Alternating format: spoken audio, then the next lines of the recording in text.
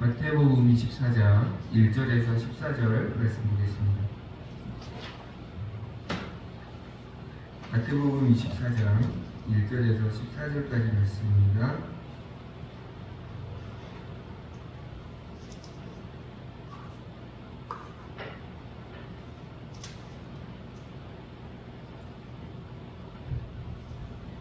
마태복음 24장 1절에서 14절 한 절씩 교독하도록 하겠습니다. 예수께서 성전에서 나와서 가실 때 제자들이 성전 건물들을 가리켜 보이려고 나오니 대답하여 이르시되 너희가 이 모든 것을 보지 못하느냐. 내가 진실로 너희에게 이르노니 돌 하나도 그물에 남지 않고 다 무너뜨려지리라. 예수께서 감람산 위에 앉으셨을 때 제자들이 조용히 와서 이르되 우리에게 이르소서 어느 때에 이런 일이 있겠사오며 또 주의 임하심과 세상 끝에는 무슨 징조가 있사오이까. 예수께서 대답하여 이르시되 너희가 사람의 미혹을 받지 않도록 주의하라. 많은 사람이 내 이름으로 와서 이르되 나는 그리스도라 하여 많은 사람을 미혹하리라. 난리와 난리 소리를 듣겠으나 너희는 삼가 두려워하지 말라. 이런 일이 있어야 하되 아직 끝은 아니니라.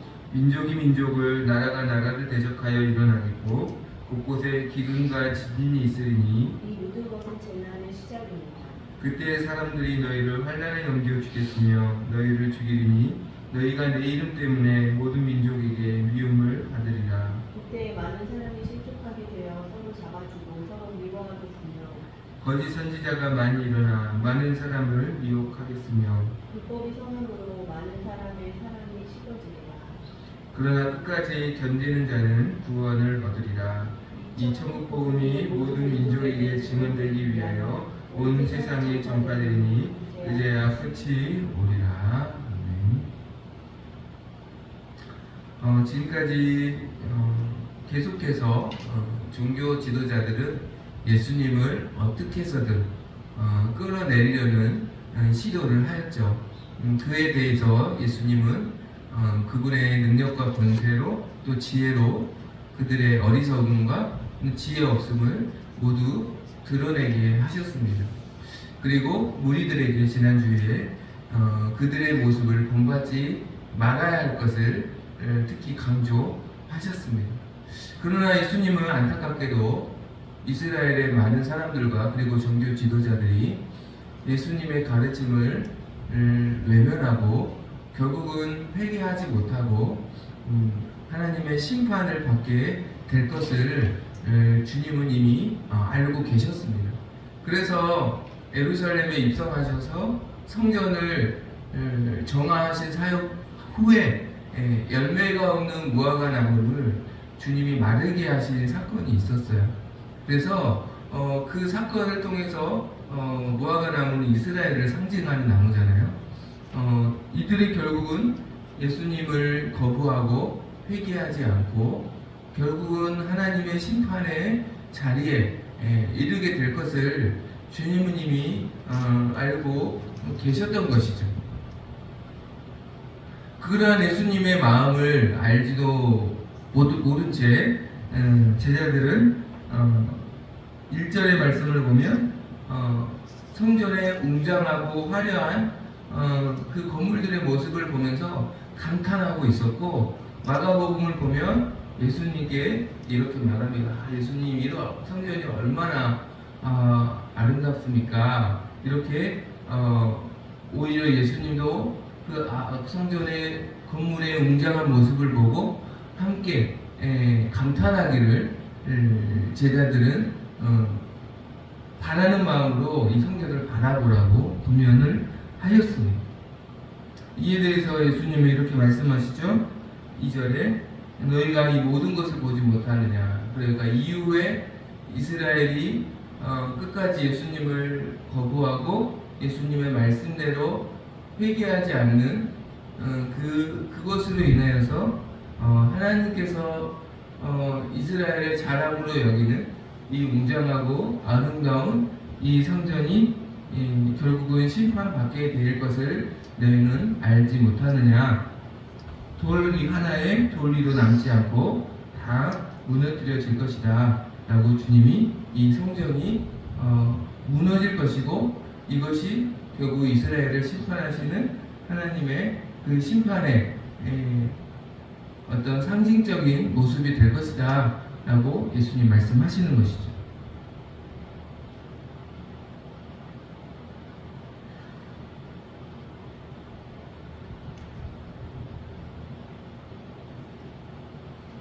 실제로 예수님의 말씀대로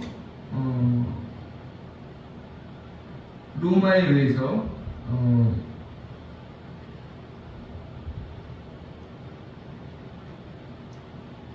주 70년경에 이 성전과 예루살렘은 완전히 예수님 말씀대로 파괴되고 예수님 말씀대로 큰 환난과 또 큰 심판을 받게 되는 것을 우리는 알 수 있습니다. 이 말씀을 들었던 당시 제자들은 굉장히 큰 충격이었죠. 성전이 이렇게 화려하고 웅장한 성전이 그들이 자랑으로 여기는 이 성전 건물이 무너질 것이라는 것을 그들은 상상하지 못했기 때문에 너무나 놀라운 충격을 받았고, 예수님께 3절에 보면 조용히 와서 이렇게 여쭙는 것이죠. 어느 때 이런 일이 있겠으며 또 마지막 날에 주님이 나타나시고 다시 심판하시는 마지막 날에 무슨 징조가 있겠습니까? 아마도 제자들은 이 성전이 무너지는 것 자체가 이 세상의 끝이라는 것을 그들은 그렇게 생각을 했던 것 같아요.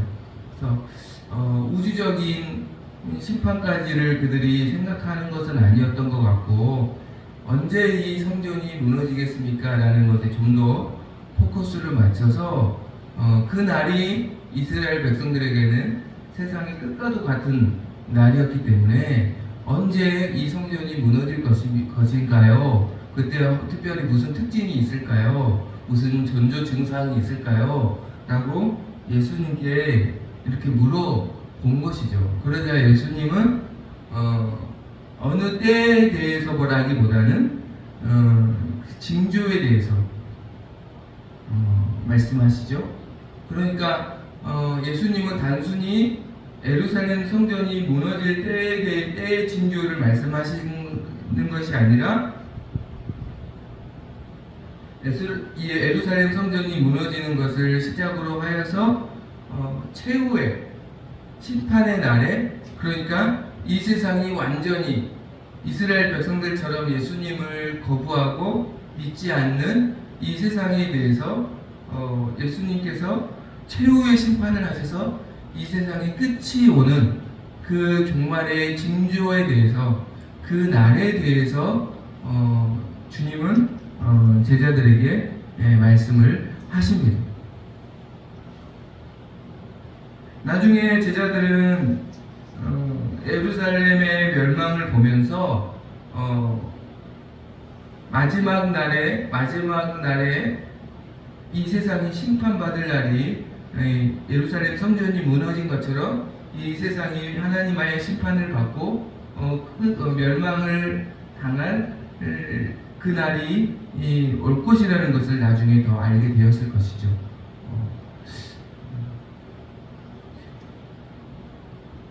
그들이 자랑하는 예루살렘 성전이 하나님의 심판을 받아 무너졌듯이 하나님을 거부하는 이 세상 역시 그래서 하나님 외에 자랑하고 있는 이 세상의 모든 것들이 멸망할 마지막 날은 반드시 오게 될 것을 우리는 기억해야 합니다. 그리고 그때를 우리는 준비하는 자가 되어야 하는 것이죠. 그렇다면 예수님이 말씀하시는 이 세상의 마지막 때가 임박할 때의 그 징조는 무엇인가? 4절 5절 말씀 보면 거짓 그리스도와 그리고 11절 말씀 보면 거짓 선지자가 많이 일어나서 많은 사람을 미혹하게 될 것이다. 이것이 종말의 하나의 특징이다 라고 예수님 말씀하십니다.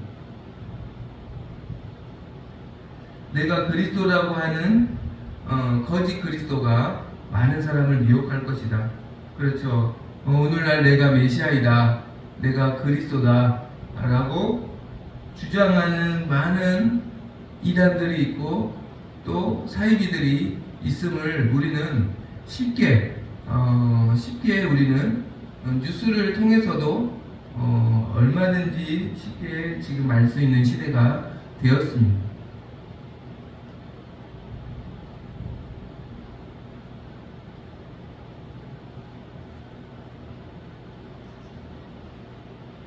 가끔 이런 생각을 할 수도 있어요. 아, 정말 저 사람이 그리스도라고 말하는데 정말 저 사람이 그리스도이면 어떡하지?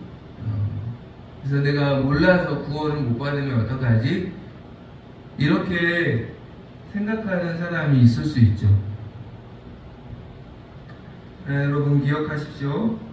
주님의 재림은 주님의 이 세상을 마지막으로 심판하시기 위해 나타나실 주님의 재림은 27절 말씀 보면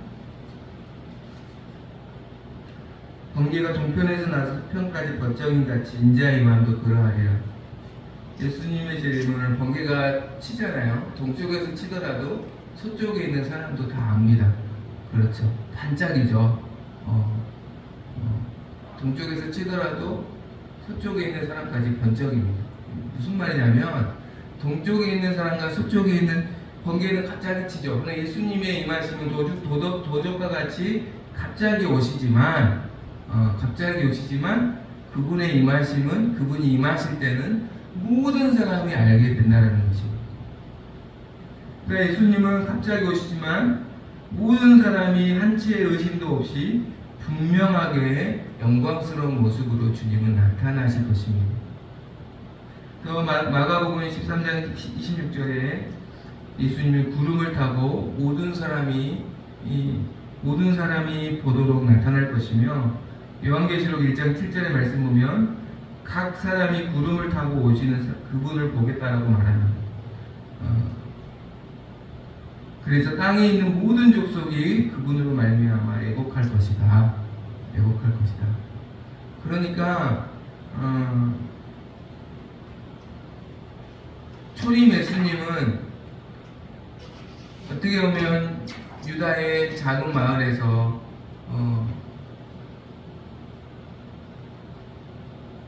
조용히 오셨다면 재림 예수님은 모든 열방 앞에 당당히 분명히 나타나실 것입니다.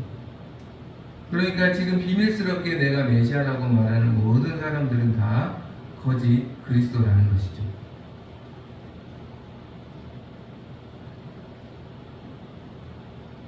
또한 거짓 선지자들 역시 많은 사람들을 미혹할 것이다. 어떤 사람이 내가 특별히 예수님의 재림에 관해서 또 하나님의 말씀에 대한 특별한 지식이 있다고 주장하여서 많은 사람을 미혹하게 될 것입니다. 이들은 할 수만 있으면 많은 믿는 자들을 미혹하려고 할 것이다. 24절에 보면 거짓 그리스도들과 거짓 선지자들이 일어나 큰 표적과 기사를 보여 할 수만 있다면 택하신 자들도 미혹한다. 예수님을 잘 믿는 사람들까지도 미혹되게 될 것이다 라고 주님 말씀하시는 겁니다. 무엇을 통해서요? 큰 표적과 기사를 보여주면서, 그러니까 하나님의 능력이 아니라 사탄의 능력을 힘입어서 얼마든지 큰 표적과 기사를 나타내어서 믿는 자들까지도, 많은 택한 자들까지도 미혹할 것이다 라고, 그것이 마지막 때의 징조이다 라고 말씀하고 있습니다. 우리는 미혹되지 않기를 늘 기도하고 깨어 있어야 하는 것이죠.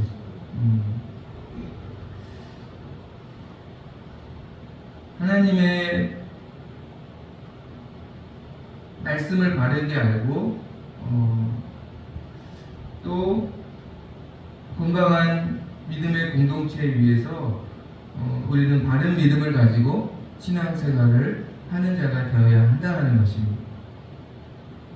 표적과 기사를 따르는 자는 미혹되기가 쉽다라는 것을 우리는 또한 기억해야 합니다. 표적과 기사가 아닌 하나님의 말씀을 따르는 그리스도인이 되어야 하고, 또 사람이 아닌 예수 그리스도를 따르는 자가 되어야 합니다. 결국 거짓 그리스도와 거짓 선지자의 결국의 목적은 결국은 자기를 따르게 하는 것이에요. 결국은 모든 화살표가 거기에 집중되어 있습니다.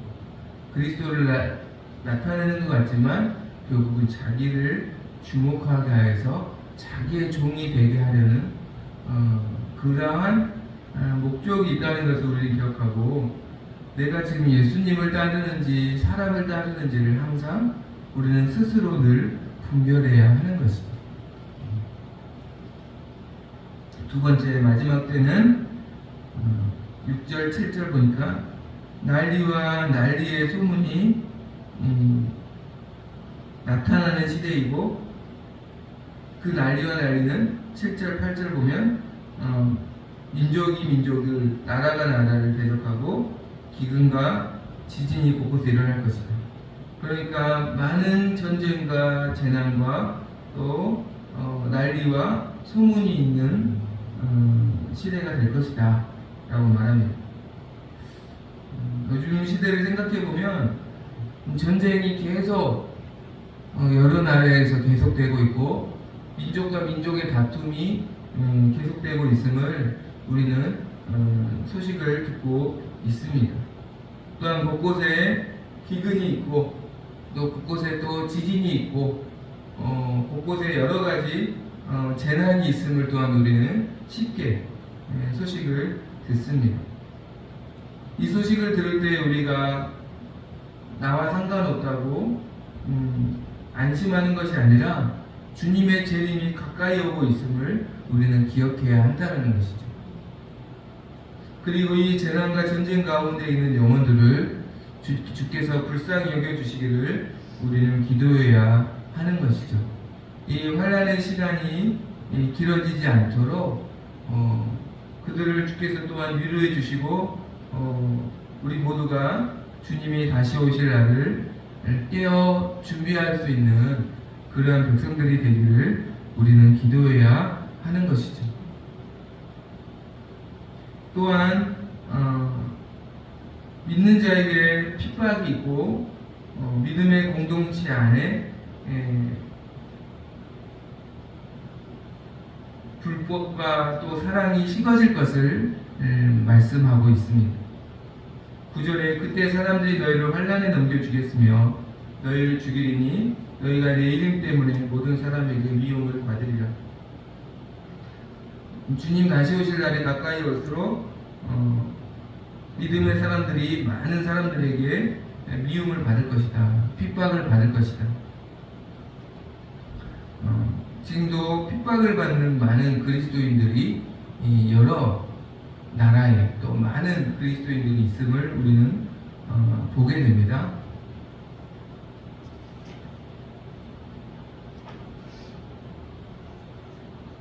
또 내부적으로는 공동체 안에서 서로 배반이 일어나고, 17절에 보면 많은 사람이 실족하게 되어 서로 잡아주고 서로 미워하겠으며, 서로 배반한다는 것이죠. 공동체 안에서 서로 배반하고 그리고 서로 미워하고, 12절에 불법이, 공동체 안에서 불법이 일어나고 많은 사람의 사랑이 식어질 것이다. 그러니까 쉽게 말해서 공동체 안에서 서로 미워하고 서로 사랑이 식어져서 많은 상처를 받게 되고, 그로 인해서 공동체를 떠나는 그런 현상들이 많이 나타난다는 것이죠.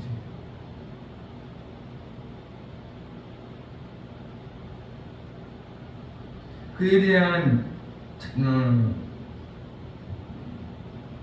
반작용으로 지독한 개인주의와 그리고 자기 사랑, 자기 중심적인 신앙생활이 마지막 때가 될수록 많아질 것이다 디모데후서 1장 3장 1절에 보니까 말세에 고통하는 때가 이르러 사람들이 자기를 사랑한다. 말세 가장 큰 특징은 자기를 사랑할 것이다. 내가 상처받기 싫으니까 더 나에게 집중하게 되는 그런 시대를 맞이하게 될 것이다. 그러니까 내 중심적인 신앙, 개인주의적인 신앙생활을 말세가 될수록 많아질 것이다 라고 말합니다.